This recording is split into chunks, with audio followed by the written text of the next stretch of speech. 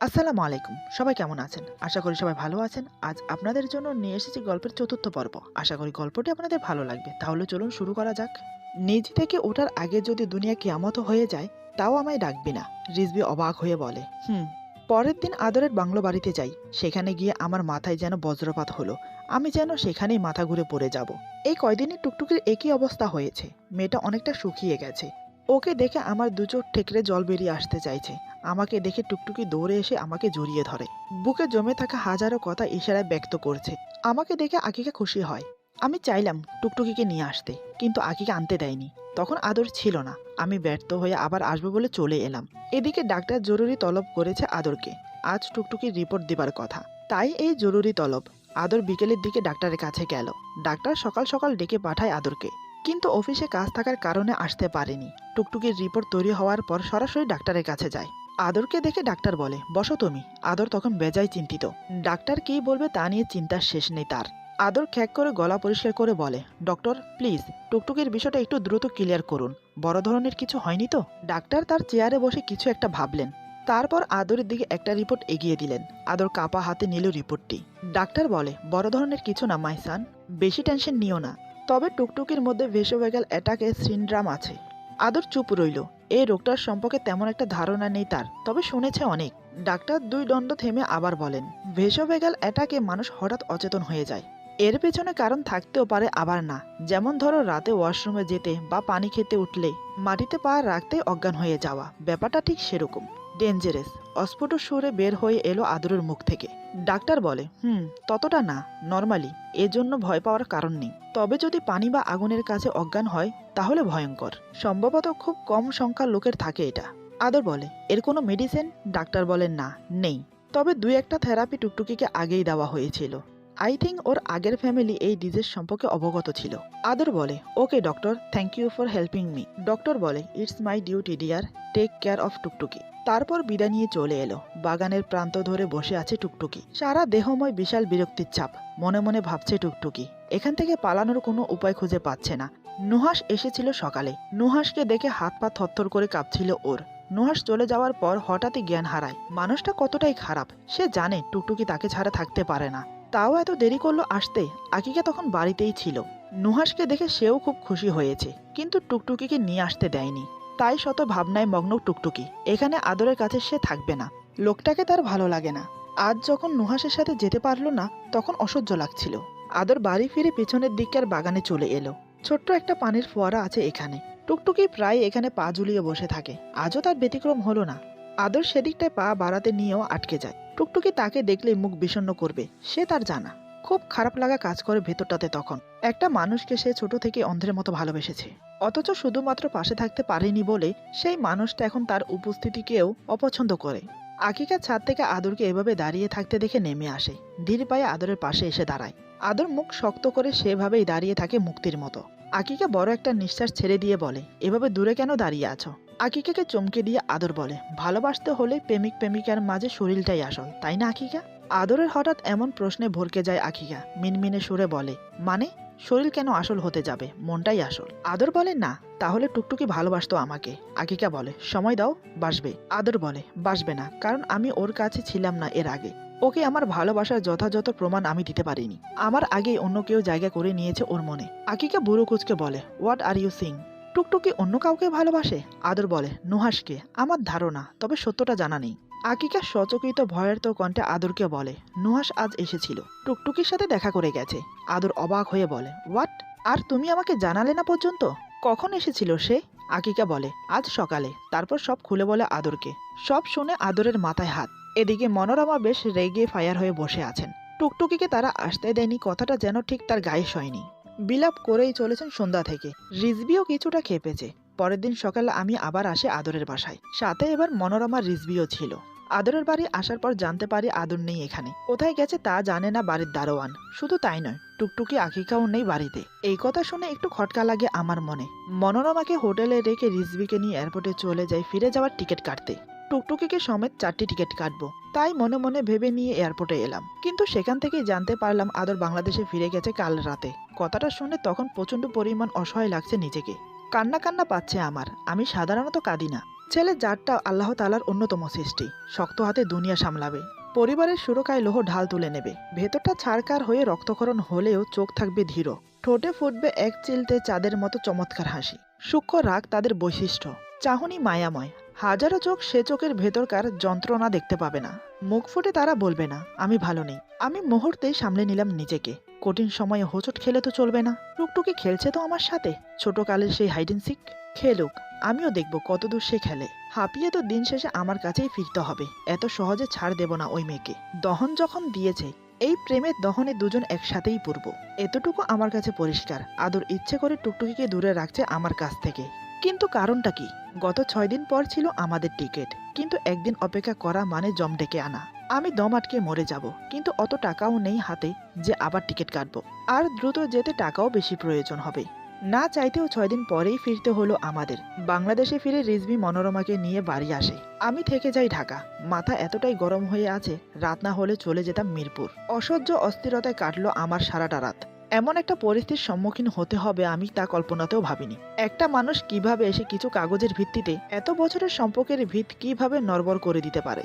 টুকটুকির birth সার্টিফিকেটও আদরের family হতে পারে, কিন্তু ছোট থেকে রেহানা যে শরীরের রক্ত পানি করে টুকটুকিকে বড় করেছেন, তার সার্টিফিকেট কেন নেই? মনোরমার শেষকালে অসুস্থ শরীর নিয়ে নাতনির জন্য এতদূর ছুটে আসা, টুকটুকির প্রতি তার ভালোবাসা, কই তার তো কোনো সার্টিফিকেট নেই। বাড়ির প্রত্যেকটা সদস্য যে এতটা ভালোবাসে টুকটুকিকে, কই তারও তো কোনো সার্টিফিকেট নেই। এই যে আমি ভালোবেসেছি, আমার মনটা দিয়ে দিয়েছি, সেটারও তো কোনো সার্টিফিকেট দিল না। তাহলে হয়তোবা এই মূল্যবান জিনিসটা ফেরত পেলেও পেতে পারতাম। কাগজের কয়েকটা কালির খোঁচায় সম্পর্কের ভীতিটা প্রমাণ হয়। মিরপুর ঘুরে যখন পাইনি, বাড়ি ফিরতে ফিরতে প্রায় 1টা বেজে যায়। তখনই নিবিড় কল দিয়ে বলে দ্রুত বাড়ি ফিরতে। ফিরে এসে এত বড় ধাক্কা খাবো তাও ভাবতে পারিনি আমি। যে টুকটুকিকে খুঁজে আমি ঢাকার প্রতিটা গলি চিনে ফেলেছি, সে টুকটুকি এখন আমারই বাড়িতে। কিন্তু নিবিড়ের কথার মাঝে কিছু একটা ছিল, যেটা আমাকে খুব ভাবাচ্ছে। টুকটুকি বাড়ি ফিরে এসেছে, সবার তো খুশি হবার কথা, কিন্তু নিবিড়ের কণ্ঠে কেমন যেন একটা বিষণ্ণতার ছাপ বিরাজমান। বুকের ভেতরটা কেমন যেন ধূপ করে উঠল। টুকটুকি ঠিক আছে তো? কেমন জানি কেঁদে কেঁদে কথাগুলো বলছিল নিবিড়। আমার মাথায় কিছু আসছে না, তাই আমি তখনই বাড়ির উদ্দেশ্যে রওনা দিই। বাড়ি ফিরতে ফিরতে রাত 1টা বাজে। আমাকে দেখে সবাই কোথায় খুশি হবে তা না করে সবার মুখে যেন বিষণ্ণতা আর ভয়ের ছাপ ফুটে উঠেছে। আমি খুব আনন্দিত ছিলাম, কারণ অনেকদিন পর আমি আমার টুকটুকিকে বুকে নিতে পারবো। এত এত অভিমান যে তার উপর আমার। অনেক না বলা কথা জমে আছে আমার বুকে, সেগুলো তো বলতে হবে তাকে, তাই না? কিন্তু সবাই আমাকে দেখে এভাবে তাকিয়ে আছে কেন? তাদের সবার মুখ দেখে এটাই মনে হচ্ছে বাড়িতে কিছু একটা হয়েছে। আমি দৌড়ে গিয়ে মাকে জিজ্ঞেস করলাম, কি হয়েছে মা? তোমরা সবাই এভাবে চুপচাপ দাঁড়িয়ে আছো কেন? বাড়িতে টুকটুকি এসেছে, আমি ফিরে এসেছি, কোথায় সবাই আনন্দ করবে তা না সবাই মুখ লটকিয়ে দাঁড়িয়ে আছো। দেখলাম কেউ কোনো কথা বলছে না। এমন মনে হচ্ছে কেউ যেন আমার কথা শুনতেই পাচ্ছে না। এবার আমার খুব টেনশন হতে লাগলো। কিছু তো একটা হয়েছে, যেটা সবাই আমাকে বলতে দ্বিধাবোধ করছে। কিন্তু কি হয়েছে? এবার আমি আর নিজেকে নর্মাল রাখতে পারলাম না। কণ্ঠে গভীরতার ভাব এনে বললাম, বাড়িতে কি হয়েছে? কেউ কি কিছু বলবে আমাকে? এতক্ষণ পর আর্তনাদ করে উঠল রেহানা। এবার যেন ভয়ঙ্কর কিছু একটা আমার গলা রোধ করে আসছে। হঠাৎ বাবা আমার কাঁধে হাত রেখে বলে, নুহাস তুই ভিতরে যা, হাত মুখ ধুয়ে ফ্রেশ হয়ে নে, একটু বিশ্রাম নে, পরে তোকে সব বলছি। আমি বাবার হাতে হাত রেখে বললাম, কি হয়েছে বাবা? আমার ধৈর্যের পরীক্ষা নিও না প্লিজ, বলো কি হয়েছে। এখানে সবাই উপস্থিত আছে, কিন্তু টুকটুকি কোথায়? এমন সময় রেহানা বলে, বাবা নুহাস, আমার মেয়েটাকে বাঁচিয়ে নে, ও ছাড়া যে আমার আর কেউ নেই। এই কথা শোনার সাথে সাথে আমার পেট দেয়ালে ঠেকে গেল। আমি কাঁপা কাঁপা গলায় বললাম, কি কি কি হয়েছে ওর? কোথায় ও? এমন সময় নিবিড় বলে, আসলে আদরের সাথে বাড়ি ফেরার সময় রাস্তায় একটা অ্যাক্সিডেন্ট হয়। তেমন ক্ষতি হয়নি টুকটুকির, তবে মাথায় কিছুটা চোট পেয়েছে, সেই থেকেই কোমায় চলে গেছে। আজ 3 দিন ধরে চিকিৎসা চলছে, কিন্তু কোনো উন্নতি হচ্ছে না। সামান্য চোট, এমনটা তো হবার কথা নয়। আমি একজন ডাক্তার হিসেবে যতটুকু করার ততটুকু করেছি। আমি আমার মতে কোনো খামতি রাখিনি, তবে কেন যে ওর জ্ঞান ফিরছে না সেটাই বুঝতে পারছি না। নিবিড়ের কথা শেষ হতে না হতে আমি ধপ করে মেঝেতে বসে যাই। আমি যেন নিজেকে স্থির রাখতে পারছি না। এমন সময় বাবা এগিয়ে এসে আমায় অনেক সান্ত্বনা দেয়। তারপর অনুই বিনয় করে বলে, বাবা তুইও তো ডাক্তার, আমার টুকটুকি মার কি হয়েছে? তুই ওকে দেখ না, ভালো করে দে। ওকে ছাড়া যে পুরো বাড়িটা খাঁ খাঁ করছে। তারপর থেকে একটানা 6 মাস পেরিয়ে গেল, টুকটুকি এখনো কোমায়। আমি অনেক চেষ্টা করেছি, বাহিরে থেকেও ডাক্তার আনিয়েছি, কিন্তু কিছুতেই কিছু হয়নি। টুকটুকির এই অবস্থার জন্য আদর নিজেকেই দায়ী করছে। সে মনে করছে আজ যদি টুকটুকিকে সে না নিয়ে যেত, তাহলে হয়তো তার এমনটা হতো না। এই হচ্ছে টুকটুকির কোমায় যাওয়ার ঘটনা। সেই থেকে এই মেয়েটা অভিমান করে এখনো কোমায় আছে। ওর সব অভিমান যে আমার সাথে। আজ বিকেলে হঠাৎ করেই টুকটুকি কোমা থেকে বের হয়েছে, কিন্তু না বের হওয়ার মতনই। শরীর অনেক দুর্বল। ও যে সব ভুলে গেছে আমাকে, ভুলে গেছে বাড়ির এরা সবাই ওর আপনজন, ভুলে গেছে হাসতে, শুধু ফ্যালফ্যাল করে চেয়ে থাকে। এখন চিন্তার কোনো কারণ নেই, হয়তো কয়েকদিন রেস্ট নিলেই ঠিক হয়ে যাবে। আমি মনে মনে অনেক খুশি হলাম, আল্লাহর দরবারে শুকরিয়া জানালাম। আমি আমার ভালোবাসার মানুষটাকে আবার ফিরে পেয়েছি। এখন শুধু আল্লাহ যদি ওকে সুস্থ করে দেয়, ওকে ঠিক আগের মতো করে দেয়, তাতেই আমার জন্য অনেক পাওয়া। আমি আর কিছু চাই না আল্লাহর কাছে। এভাবে চলতে থাকে বেশ কয়েকদিন। একদিন বাবা বাজার খোঁজে সবচেয়ে বড় মাছগুলো নিয়ে আসে আমার জন্য। বাবা মনে মনে বলে, ছেলেটা যে আগে রুই, পাবদা, চিংড়ি খুব পছন্দ করত, এখন তো ঠিকমতো খাই না। ছেলেটাকে নিয়ে বড্ড চিন্তা সবার। বাজার থেকে ফিরে সেলিনা আর রেহানাকে বাজারগুলো দিয়ে বলেন, ভালো করে কষাইয়া মোটর দিয়ে ভুনা করবা রুই মাছটা, পাবদা রানবা টমেটো দিয়া, আর লতি আনছি দেখো, চিকন চিকন লতি দিয়ে ঝাল ঝাল কইরা রানবা চিংড়ি। রেহানা কিঞ্চিত কপাল কুচকায়। সেলিনা মানে আমার মা বসা কণ্ঠে কাশি দিয়ে বলে, খাইবো কে এত? বাবা বলে, কেন, বাড়ির ছেলে মেয়েরা কি খায় না নাকি? মা বলে, ওই খায় বেঁচে থাকার জন্য, কারোর মনে আনন্দ নাই। বাবা ছোট ছোট পায়ে এগিয়ে গিয়ে বসে সোফায়, কি একটা ভাবে। তার চোখ ভরে ওঠে সূক্ষ্ম নোনতা জলে। আবেগবিহীন চোখে বসে রইল বাবা। সীমা বাবার জন্য চা নিয়ে এলো। মুখ বোতা করেই চা হাতে নিল বাবা। চায়ের স্বাদ মুখে লাগতেই চমকে উপরে দেখলেন, এই বাড়িতে ভালো চা বানায় টুকটুকি আর সীমা। সীমাকে দেখেই বাবা দাঁড়িয়ে মাথায় হাত বুলিয়ে বলে, কখন এলি মা, আছিস কেমন? সীমা বলে, ভালো বড় আব্বু, কিন্তু তুমি তো অসুস্থ হয়ে যাচ্ছ দিন দিন। বাবার একটা দিক নিঃশ্বাস বের হয়ে আসে বুকের ভেতর থেকে। তারপর বলে, আমার সংসারটা কেমন জানি হয়ে গেল রে মা। গলা ভেঙে আসে বাবার। সীমা এবার কেঁদে বলে, সব ঠিক হয়ে যাবে বড় আব্বু। বাবা বলে, মা মারে তুই কাঁদিস না, তুহিন আসেনি? বাবা দ্রুত সীমার চোখের জল মোছেন। সীমা বলে, ও রাতে আসবে, টায়রাকে আর আমাকে পৌঁছে অফিসে গেছে, অফিস থেকে এখানেই আসবে। বাবা বলে, আচ্ছা আমার টায়রা মনিটা কই? টুকটুক পায়ে সারা বাড়িতে হাঁটে না কেন? সীমা এবার আওয়াজ করে হেসে ওঠে। নাকি কণ্ঠে বলে, ঘুমোচ্ছে, ঘুম ছাড়লে দেখো তোমাদের সবার ঘুম হারাম করবে, হি হি হি। বাবা চশমা খুলে হা করে গরম ভাব দিয়ে মুছে আবার পড়েন। কণ্ঠে তার গাঢ় রুক্ষতা এনে বলে, মনে আছে টুকটুকিকে যখন আমি এই বাড়িতে আনি, তোরা প্রায় সবাই বড়। সন্ধ্যার পর বাড়িতে পড়ার ধুম লেগে যেত। ও টুকটুক করে সারা বাড়ি ঘুরতো, তারপর নুহাসের খাটে গিয়ে টুক করে ঘুমিয়ে পড়তো। সীমা হেসে উঠল বাবার কথায়। আমি বাড়ি ফিরে জানতে পারি টুকটুকি ঘুমোচ্ছে। মেয়েটা নাকি খুব ক্লান্ত, তাই আমি ডিস্টার্ব করলাম না। অনেকদিন পর আজ হসপিটালে গিয়েছিলাম রুগী দেখার জন্য। মেয়েটা অসুস্থ হওয়ার পর থেকে আমি আর হসপিটালেই যাইনি।